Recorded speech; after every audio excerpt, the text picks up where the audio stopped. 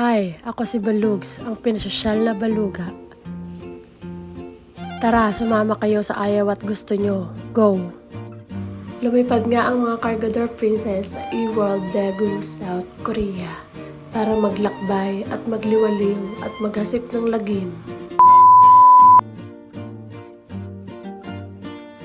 At pagpasok pa lang, bodol agad. Yan ang sasalubong sa iyo. Pagpasok mo pa lang. Pero syempre, hindi tayo magpapabudol.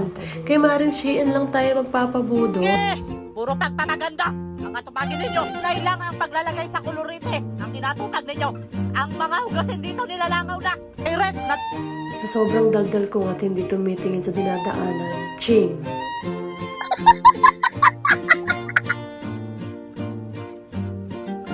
Sumakay nga kami sa cable car paakyat para hindi na kami maglakad.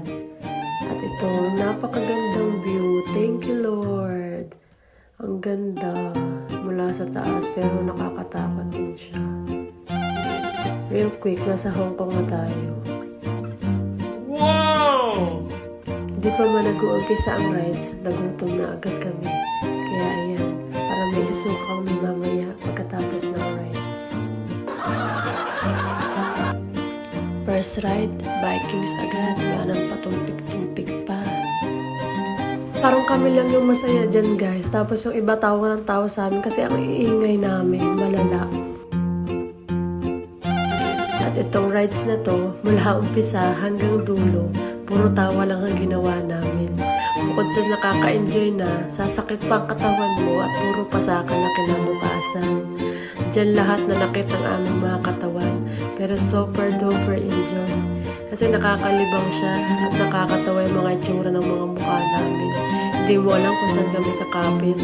Pero ayun, 2 beses nga kaming umulit dahil sobrang nag-enjoy kami. At itong next na pinuntahan namin ang horror house. Horror na hindi nakakatakot. Kung hindi, nagbugbugan, nagtadyakan, nagsigawan, at nagtulakan lang kami dito sa loob. Walang char. Ganun talaga yung nangyari kasi hindi naman nakakatakot.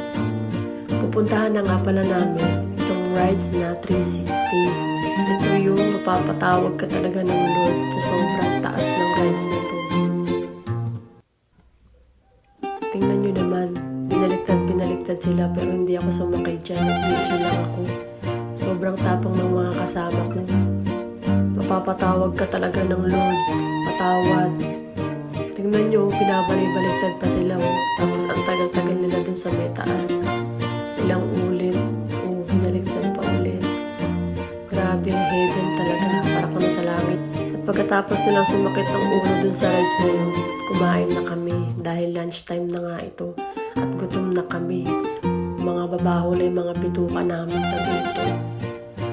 Sa Ashley nga pala kami kumain. Buffet style siya. At napakasarap ng mga pagkain dito. Wala nang pahinga-pahinga. Rides ulit. Ganyan kami kalala. Diba?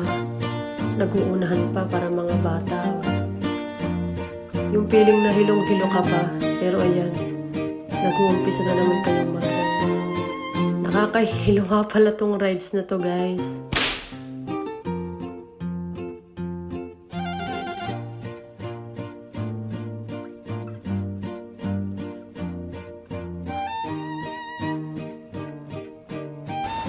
Bus na yung pera ko.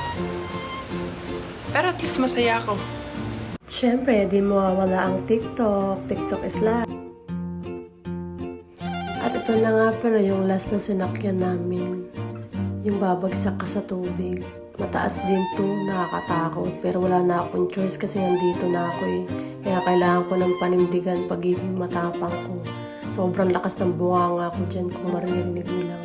O yan, sumubsog pa nga. Yun lang naman guys. Babu!